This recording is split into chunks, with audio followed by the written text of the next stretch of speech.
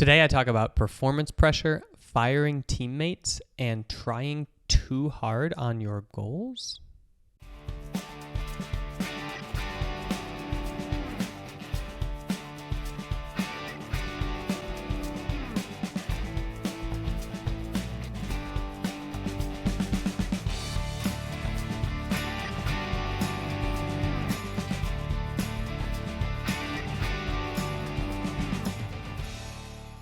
Hello and welcome to Mind Games episode 62, Mind Games TV episode 62. You may notice the similar location to episode 61. Basically, I'm shooting all the videos here on Thursday or Wednesday because Monday, Tuesday, I was out of work thanks to wonderful medical things with the family, and everything's fine. Everything's fine, just sickness. You know, it happens, especially when you live in a cold climate. So here I am back, ready to go, and I wanted to catch up on all the awesome questions that we got. And what other announcements or news? Oh yeah, and I'm going to get a haircut today or tomorrow. So in the next video after these, you might notice a big change of appearance. Anybody have advice? I hate cutting my hair. I basically just let it grow out till it's really long and then shave my head. But apparently that doesn't fly anymore with the lady folk at home. The lady folk, this one. And so I'm getting a haircut.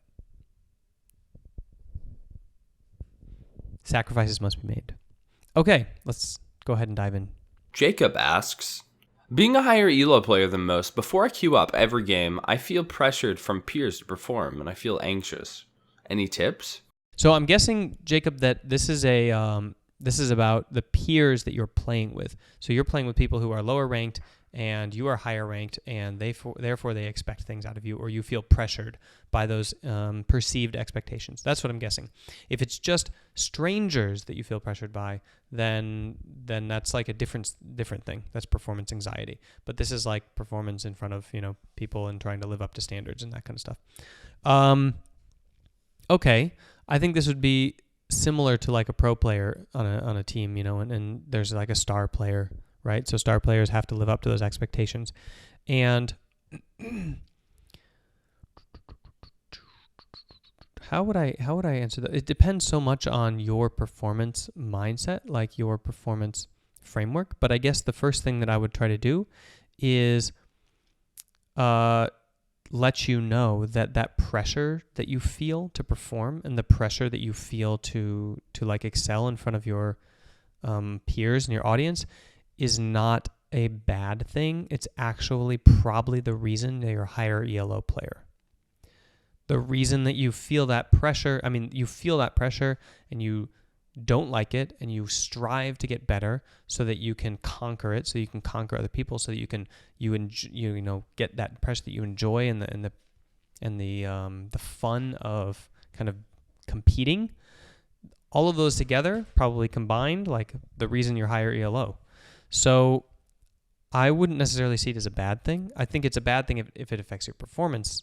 But anxiousness by itself, coming from that pressure, you could perceive that pressure just as equally as not making you anxious, but making you energized, making you focused, making you kind of nervous energy, right? And that is actually energy that you could put to use in your brain by focusing.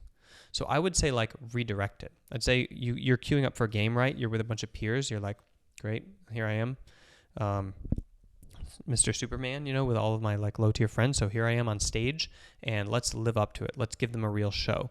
And you take that pressure, you breathe in, you breathe out, and you focus on the moment. You focus on what you want to do. You focus on your decisions. You try to get sharp as a knife, sharp as a needle. You're a fillet knife cutting through a fish here.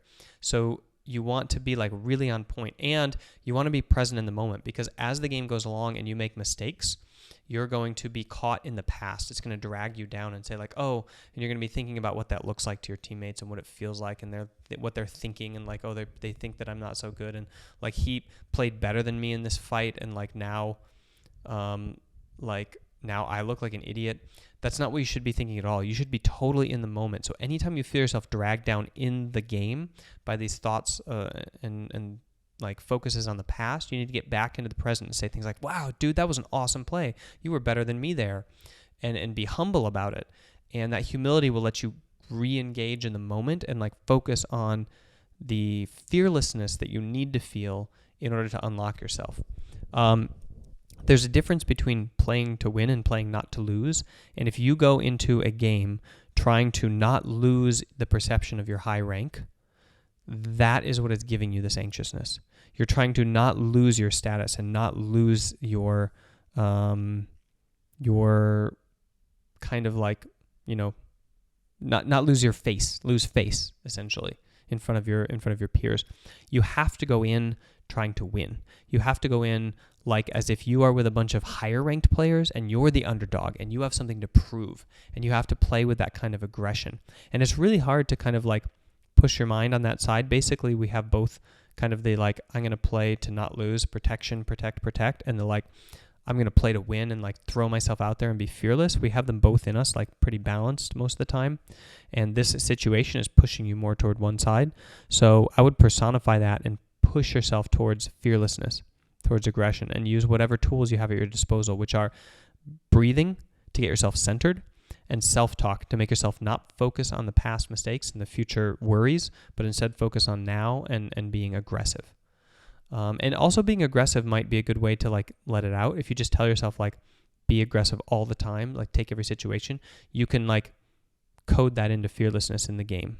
Like you'll probably be making pretty good decisions as it is. And if you can get in the zone in the moment, then like all of that will fade away and you'll just be playing as you. So that's my recommendation, is the pressure is not bad. The pressure is good. The problem is you're feeling anxious because you're perceiving it as trying to protect yourself and not lose face. And so you're actually more liable to make mistakes that way, it turns out. There's this really interesting study I just read last night in a book. So I didn't read the study. I read the report of the study. And I'm trying to remember what sport it was. I can't remember the sport. But it was something like there's a shot with a 90% success rate. It's football. Penalty kicks, okay? The success rate of a penalty kick is something like 87% or whatever. And when people are going to lose the game if they miss the kick, their percentage drops to 62%. And when people are going to win the game if they make the kick, but they're not going to lose it if they don't miss it, or if they miss it, then it goes up to 93%. So just the mindset shift makes people make more errors because they feel the pressure and they interpret that pressure. It's the same pressure. It's the same kick. It's the same situation. It's just like it's psychology of how you interpret the threat of what's happening or the opportunity and the challenge that you're going to tackle. So reorient yourself away from trying to protect your image and your rank, and instead just believe in yourself and fearlessly tackle the game, and be humble when you make mistakes and like admit them and praise your teammates, and they'll love you for it, and that will unlock you and allow you to be in the zone and perform at your level. Anonymous asks, how do I ditch players that don't want to improve? So this is a really good question, and my quote of the day is about this, so you'll hear that at the end of the show. But basically, you have to fire your teammate if you want to go this route. First, you have to decide, do you guys care more about friendship or the game? If it's about friendship and socialization, then like you don't fire teammates. You just play with them and you accept everything as it is, and you just be like, okay, well, we're just now going to get higher rank, and that's just going to be that. No big deal. Whatever. Form a different team somewhere else. But if you want to play with this group and you want to like try to climb the ladder and gain rank, then essentially I want you to realize that there are two fundamentally different kinds of gamers. Okay, there's esporters and then there's gamers, entertainment gamers. Okay, and an esporter looks like this. They typically play one game, usually not more than one. So they'll play a game and then they'll quit that. They'll play a different game. They typically will pour long hours in a row into it, and they will lose and they'll win, and they'll get frustrated and they'll get emotional, but they will like keep doing it even as they lose. Okay, and as it gets not fun, because their goal is not to have fun. Their goal is to be better. And typically they will play competitive games, and they will strive to optimize in every way in the game. Okay. Then there are the entertainment gamers, and these are people who play lots of various games, who will play 2 different games in the same day maybe, and who will stop playing a game when it is like really stressful or not bringing joy, and they'll do something else instead. unless it's League of Legends, which is really addictive and people put themselves through it, even though it's not fun. Or they'll just play bots, So understand if your group is composed of like esporters who are like, we want to optimize, and gamers who are seeking entertainment, that you're going to have very different goals. And so if you're a team that is like composed of esporters and you want to strive because the joy that you get from playing is not the joy that you get from playing, it's the joy that you get from competing, that is where the breakdown is happening between this social group, okay? So that's totally fine. I have a lot of friends who are just like entertainment gamers, and we play together on stuff. And then I don't try to form teams with them because it wouldn't work very well. And if this person is your friend in real life, then what I recommend is that you just disassociate from League of Legends, because like it's just not going to work. Like I have a friend that plays League, and he kind of hovers around the same rank, and it's really stressful for him. And he wants to be better, but he doesn't necessarily want to fail his way to success and undergo all that stress. Whereas I want to beat myself into submission and suffer greatly so that I'm better. And so we just do all sorts of other stuff together instead, and that's totally fine. So if this person is your friend outside the game, then you can socialize in other ways. If he's only your friend in League of Legends and you do want to maintain friendship, then you have to form a team or a group that plays together for absolute fun and for entertainment, and not for winning, just for joy, for trolling even. And you can have troll goals that like you still improve like while you're trolling, so you can like have fun and like get better at the same time, but you have to go into those games with a fundamentally different mindset and approach. So yeah, and how do you fire him? How do you have the conversation? You just tell him like what I told you, that basically it's totally okay to enjoy the game for different reasons, and like the joy that you get is not really the joy of playing, it's the joy of competing and like the progression that you have there, and so that's important to you, and so let's find another way to socialize, and I'll go do that thing kind of separately from you.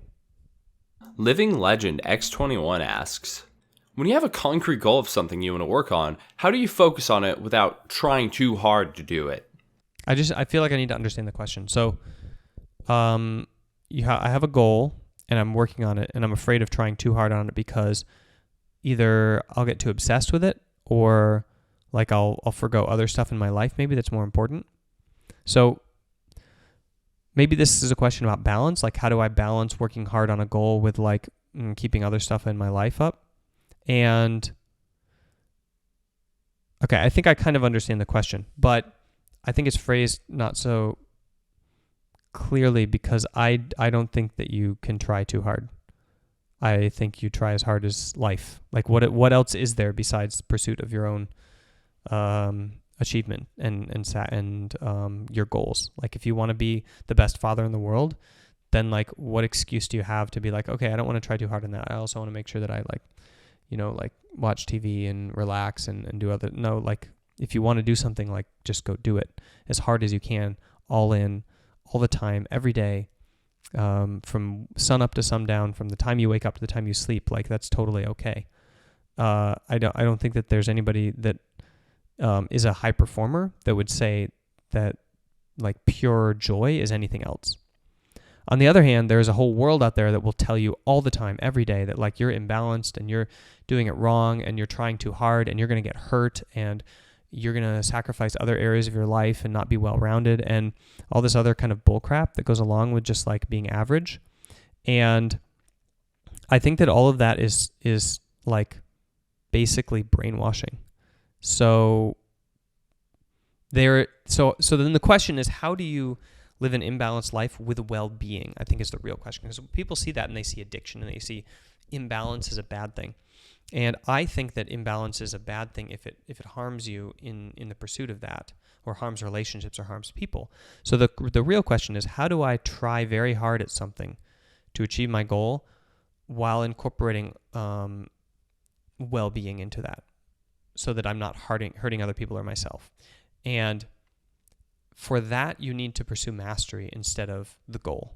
So the goal is kind of like a stepping stone or a part or a piece that motivates you, but the real path, the real journey you take is the everyday decisions you make about what you do, and that needs to be a path of mastery. So like, why do I work out?